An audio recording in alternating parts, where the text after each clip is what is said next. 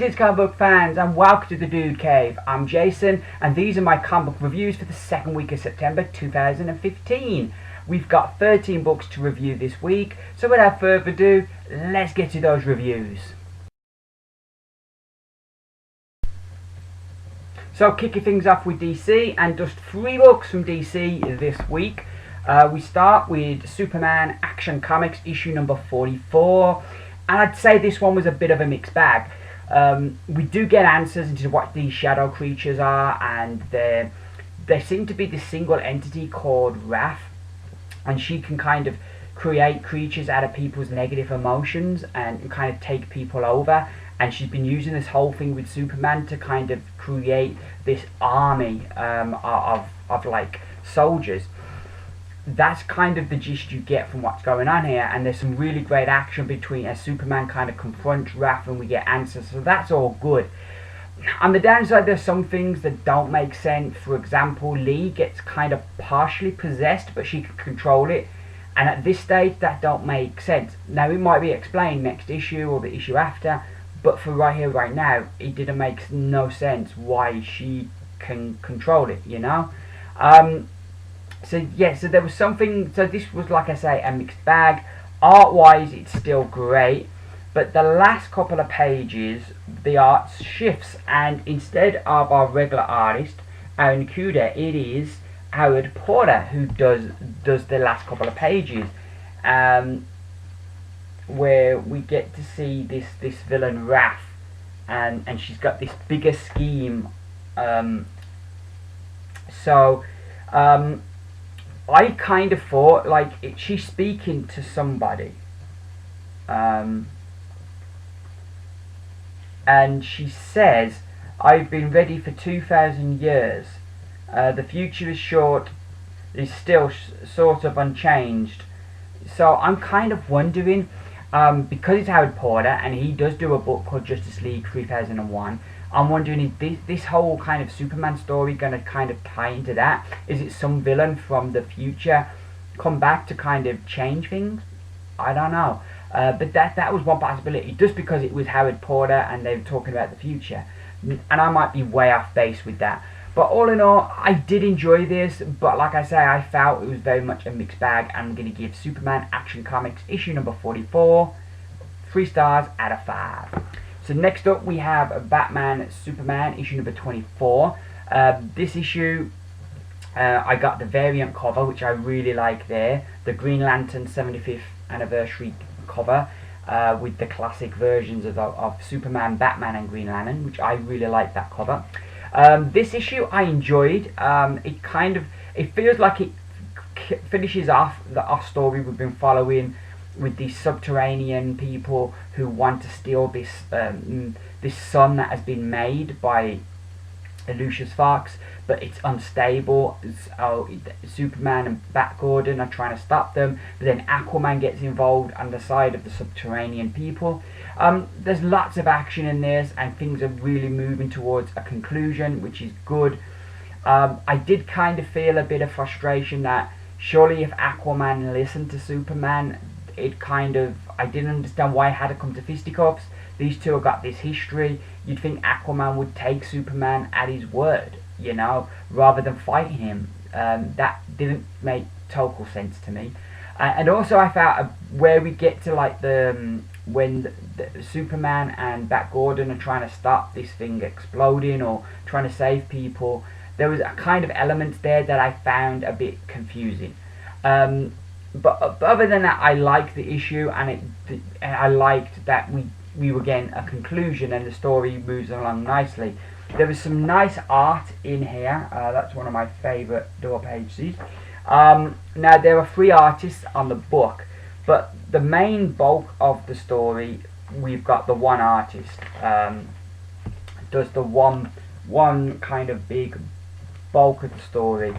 We then kind of have this bit at the end, which I didn't quite understand what was going on here, but Superman, disguised as John Clark, he goes to see Bruce Wayne because he needs to speak to Bruce, but he knows Bruce doesn't remember anything of his old life. And so we have a different artist do this, which kind of works, And then the last, I'm not going to reveal the last page, but this page, from this page here, the last 2 pages are Howard Porter, and we have the character Raph in it, and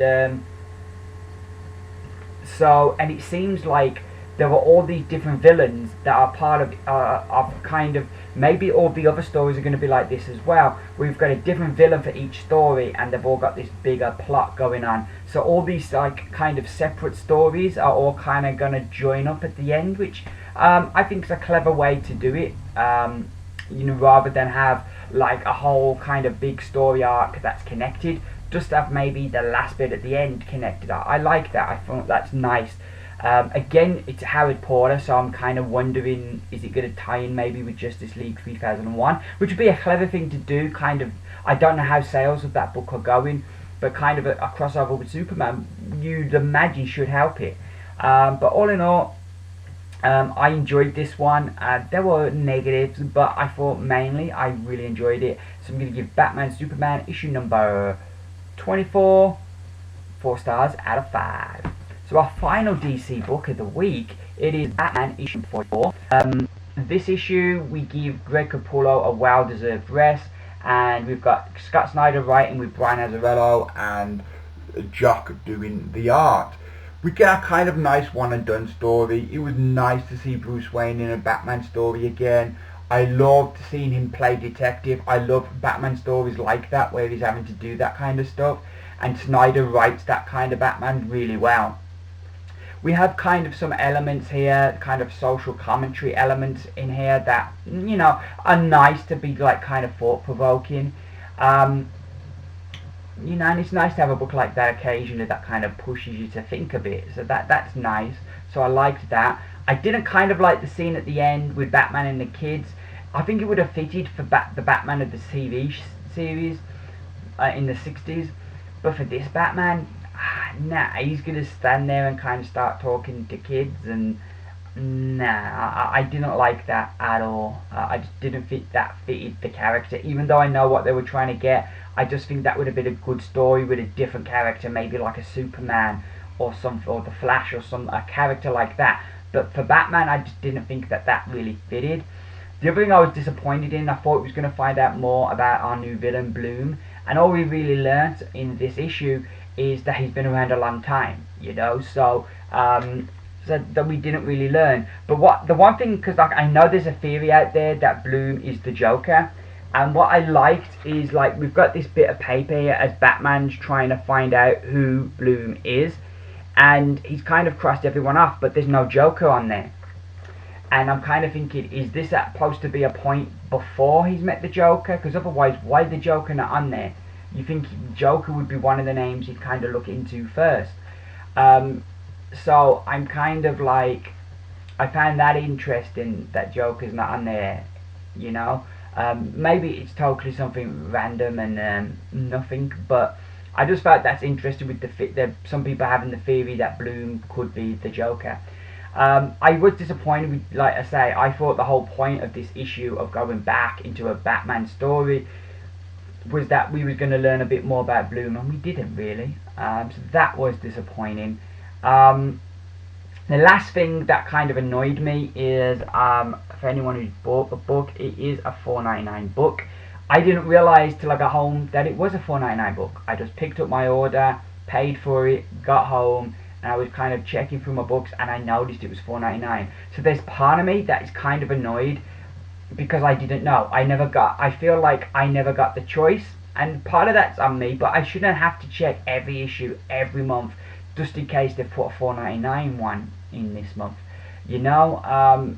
So yeah, I was a bit disappointed, and I think that's probably not the book's fault, but whose fault is it then, you know? It's kind of like, I shouldn't have to check it every month to see if it's gone up to $4.99, and I just kind of felt I was taken out of the process of being able to make a decision. So that knocked me a bit, but all in all, yeah, this was a good story. I wouldn't say it's the best Batman story ever, but for a one and done kind of story, it was good. It was good, and it was thought-provoking, and I really love when we get that kind of detective Batman, and that really worked for me. Even if at the end you kind of felt, well, why do we have this story? Because we didn't really learn anything more about Bloom, and why did it need to be so bloody long and before 99? Anywho, but yeah, still a good book, and I'm going to give Batman issue 44 4 stars out of 5. So those are my DC books. Next up, we're going to go to the Indies. So there's 4 books from the Indies this week. 4 books, 4 companies, which is a pretty unique one. So kicking things off, we have from Valiant, we have Ninjak, issue number 7.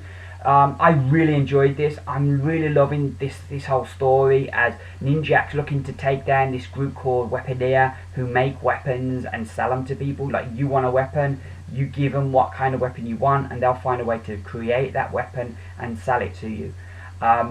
And it kind of they're all kind of tied into this monk that Ninjak is even tied into, so they're kind of all interconnected, so that it's really cool. So like the backup now is kind of really connecting, that which is the Lost Files backup we get in here, is really connecting with the main story. So it's all really good now. Everything's kind of starting to pay off, and I'm really enjoying that, and that's really good. Another really good villain introduced. As a kind of series whole thing, I am a bit concerned that they're creating so many great villains, but like they're all kind of last one issue. They kind of give them this whole history and a backstory and abilities, and then they kind of get captured within the one issue, and it's kind of like these characters you put so much work into creating them, and then they've kind of gone. But they're not dead, so they could come back. But you know, it is. I am a bit concerned for that, because it's so difficult to come up with good characters that you're doing such a great job, and it feels like you're wasting them because they're immediately getting captured. But this was another really good issue. Really enjoying this series right now. It's got, like I say, everything's beginning to pay off that we've been reading. So I'm going to give Ninjak issue number 7 5 stars out of 5. So next up we have Harrow County issue number 5. This is the calm after the storm, if you will. We have our main character here. She kind of this reincarnated witch, but she refuses to kind of go down that path. So this issue is kind of, and so like the villagers wanted to kill her in case she was this witch, and this witch was going to come back, but because the village killed the witch in the first place. So now this issue is like after all that big drama went down, and they're not going to kill her now, and kind of how life is settling down, and her new role in Harrow County, where people kind of call her when they've got any trouble with ghosts or scary monsters. They call this girl in to kind of take care of it, because they feel that's her way. So it's really interesting seeing how her life is now, and she's like pretty much inexperienced too, and so she's trying to learn as she goes, and it's really interesting seeing her learn. We get a nice kind of ending, which, like, this issue was good, but it wasn't awesome, but it was nice, the nice calm, and everybody's getting in after the excitement of the last few issues. It's kind of everything settles down for one issue, and then at the end something comes along that's going to excite everything up again, and kind of really move the story forward. Once again, the art I really love in this book. It has such like a kind of classic style to me. I just really love it, and I think a lot of it's not just the art, but I think it's the way it's inked, the way it's coloured. I think this creates a nice overall kind of feel and style.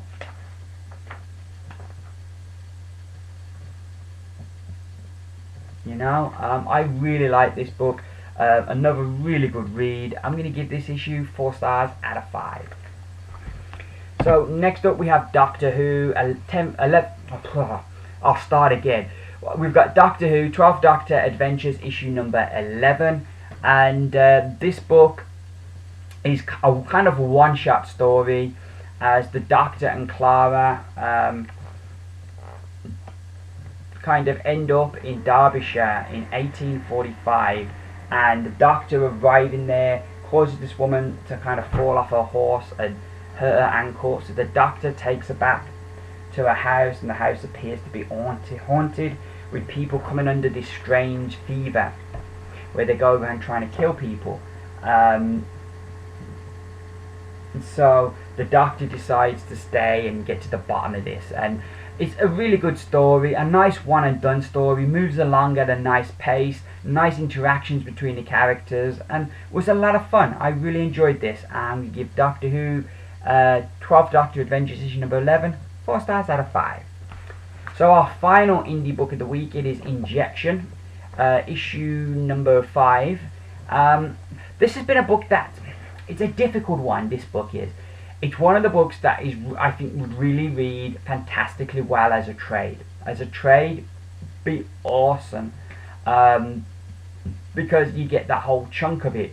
As an ongoing, it can be difficult because, like, I know if I hadn't have read the first 3 issues back to back, I don't know if I'd have stuck with this book, because I kind of jumped on with issue 4. So I got issue 1 to 3, read them, and then issue 4 came out.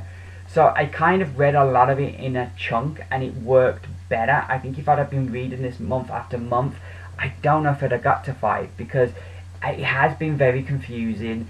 And it's only really the last 2, this issue and the last issue, where it's really started to make sense. This issue makes massive strides. We learn what the injection is and the consequences of the injection. The story does jump around a lot, and that can get a bit confusing. You've already got a story that's difficult to kind of grasp, but you're making it even more confusing by jumping about. And so we have this like main backcourt that's going on in the now, and I think these scenes are all supposed to be in the past, but they might not. So we kind of got 2 stories almost intertwined, and then at the end we have this other bit which I gather is now. The art all through this I really like. I really do love the art. Declan Shelby, really great stuff from him. I think it's the first book I've ever seen of Shelby's, but I do like his art style. As for like the story, it is a bit confusing at times, but by the end of it, I did feel like we were making a lot of progress with this, and I felt things were beginning to make more sense. It does get confusing, jumping around a lot, but I feel the main story with Maria, I'm getting what's happening there, and I'm kind of clutching onto that story desperately. I was considering dropping this, but on the evidence of this issue, I do think we're going in the right direction, and I'm going to give Injection issue number 5 4 stars out of 5. So those are our indie reviews this week. Next up, we're going to review the books from Marvel. So here I am with the Marvel reviews. We've got 5 Marvel books to go through this week. Kicking things off, we have Star Wars Scattered Empire, and this issue number 1, this was my most anticipated book of the week. Really looking forward to this. Like, you look at that cover there, you've got Chewbacca, you've got Han Solo, you've got Princess Leia Organa, you've got Luke Skywalker, C-3PO, R2-D2, Wicket, and Lando Calrissian. All the characters are there, and this like was one of the books or one of the media they're bringing out that kind of starts filling in the gaps to what happened after Jedi and before Force Awakens. So like, does Luke Skywalker set up a new Jedi temple and we bring back the Jedi? Does Princess Leia lead a new republic, or do the Empire strike back? Do the Empire have more forces out there and the war goes on? The battle is won, a big battle is won, but the war is going on. What part would Lando and Han play in that? What would happen to the Ewoks? Would their planet be fine now? Would Boba Fett be able to fight his way out of the Sarlacc, or is he dead? Would the Hutts want to avenge Jabba's death? Who's going to take over from the Hutts? Are the Hutts going to send somebody else to Tatooine to run their crime organization, or is some other organization going to rise up? You know, so there were so many questions of what happens next, and I was really looking forward to this. Unfortunately, that meant that I came to it with unrealistic expectations. There was no way they were going to tell you all of that.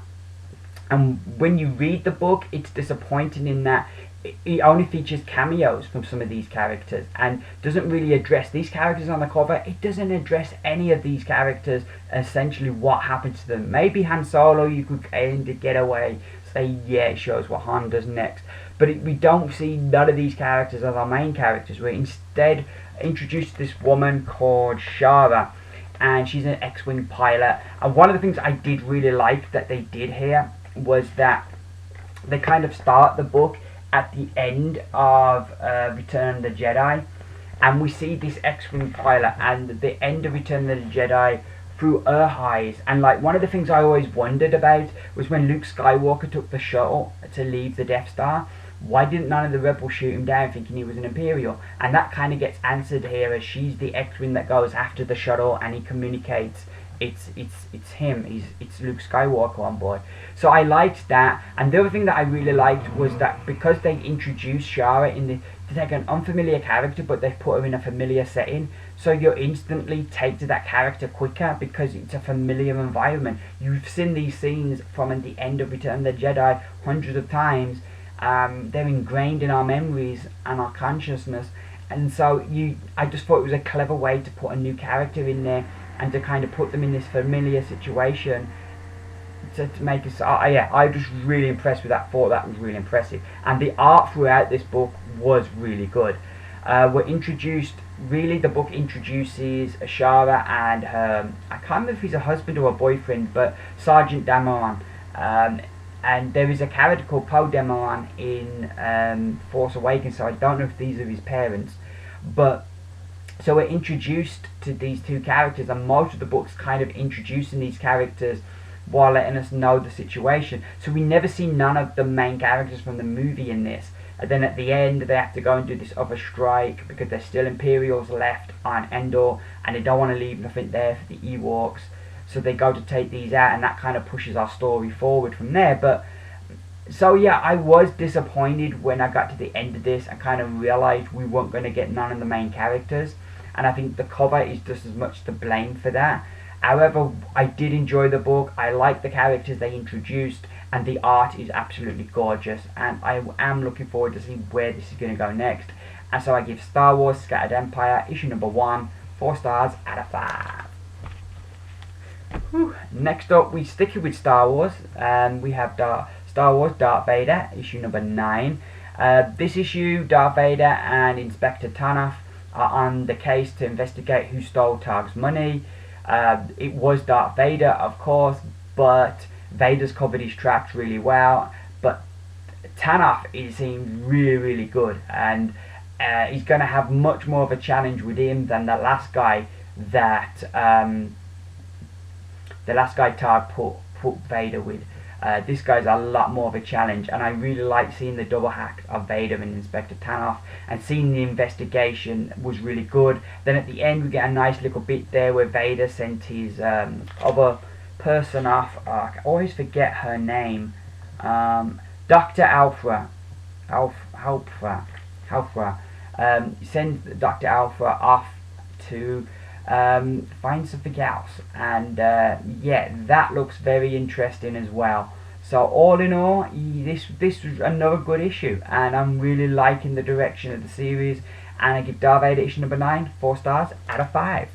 So next up we got the Secret Wars books now, and this is a book from a few weeks ago that came in this week to my comic shop. It's Where Monsters Dwell issue number 4. This is really great. I'm loving this series. What I like about Garth Ennis is a lot of times when he writes book, his characters don't stick to the conventions you'd expect in a comic book. Usually you would expect that the character of Phantom Eagle here, Carl, you'd expect him to start out as a jerk, to kind of be in the situation where he finds humility and comes out a better person. No, that doesn't happen in the Garth Ennis book. The guy starts off a jerk, gets a little bit sympathetic, and then becomes a jerk again. And this issue, he kind of gets away with his manhood, and he's kicked out by the Amazons, and he finds his way to kind of get this army to kind of get his revenge on the Amazons and get off the island. I liked this issue. I thought it was a lot of fun. Some really good stuff here, like nice twists and turns, and you think things are going one way and they go another. The art throughout this is really great, and I'm just really enjoying the heck out of this. So I give Where Monsters Dwell issue number 4 5 stars out of 5. So next up we have Planet Hulk issue number 5, and this was my disappointment of the week. I was very disappointed with this. I felt issue 4 was the high point of the series and was the best so far, and I was really excited to see how the conclusion was going to go, and this was so disappointing. The showdown between Red Hulk and Steve Rogers, there's some great dialogue, but then the fight's over in one blow, and it's kind of like, okay. And then we get the identity of Darth Green revealed, and I really liked it. It was a real nice twist. I didn't quite fully understand it all, but I thought it was a nice twist on what we know, and yeah, it was good. But then the battle between Steve Rogers and Darth Green, that was over really quickly, and it was like, damn, we got no action. It's like all dialogue, the story and then the story just kind of ended with them walking off. There's no real conclusion. I will show you the last page. They just walk off. He's all broke up and upset, and the way he goes on about Bucky in this, it becomes annoying. It's like he's in love with the dude. It's like, last week it was like with Namor and Quicksilver coming out. This week it's bloody Steve Rogers and Bucky. It did feel like they was in a relationship. The way he was grieving for Bucky and going, oh, Bucky's dead, and it just didn't feel like a Steve Rogers I would ever know would be like that. So yeah, that was really annoying, and it just kind of took you out of feeling anything for this character. So very disappointing conclusions. I'm going to give Planet Hulk issue number 5 2 stars out of 5. Sad, because it was a good series, and it's sad that it ended on such a low note. But something to perk us up in is A-Force issue number 4. This was really good. We get to learn, as you can guess from that cover, that Loki's behind everything. I really like this. It moves along nicely. It moves along nicely. I'm liking the art in this. And the story moves along, advances nicely. We get answers, and everything kind of adds up. And there's some really great stuff in here.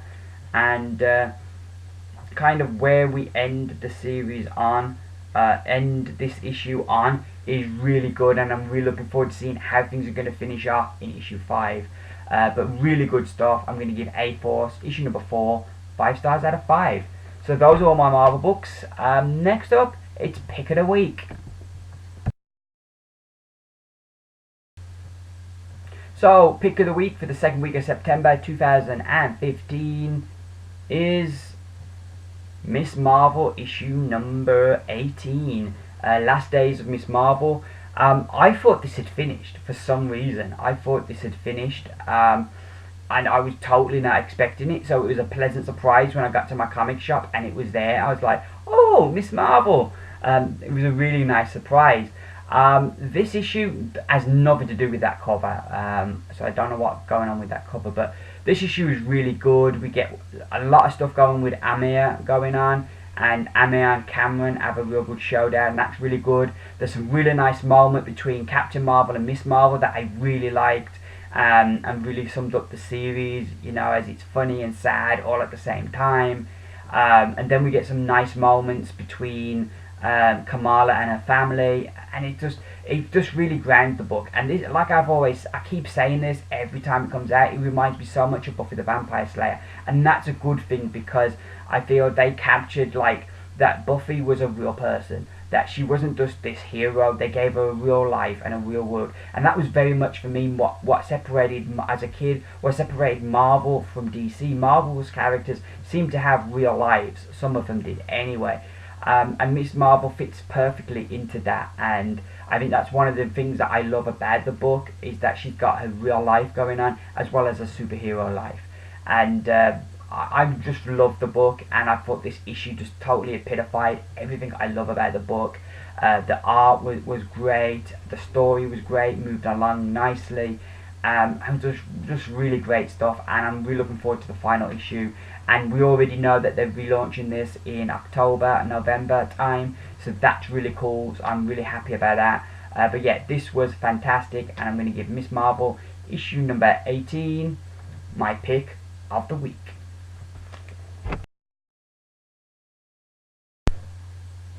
Well, here we are with the end of the video, and it's that part of the video where we learn who the company of the week is. What this is, for example, I take a company like DC, I add together their scores, I divide by the number of DC books I reviewed, and that gives me an average score. I do the same with the Indys and with Marvel, and that gives me my average scores, and that gives me my company of the week. So this week in third place we have, with our average rating of 3.6, we have DC Comics.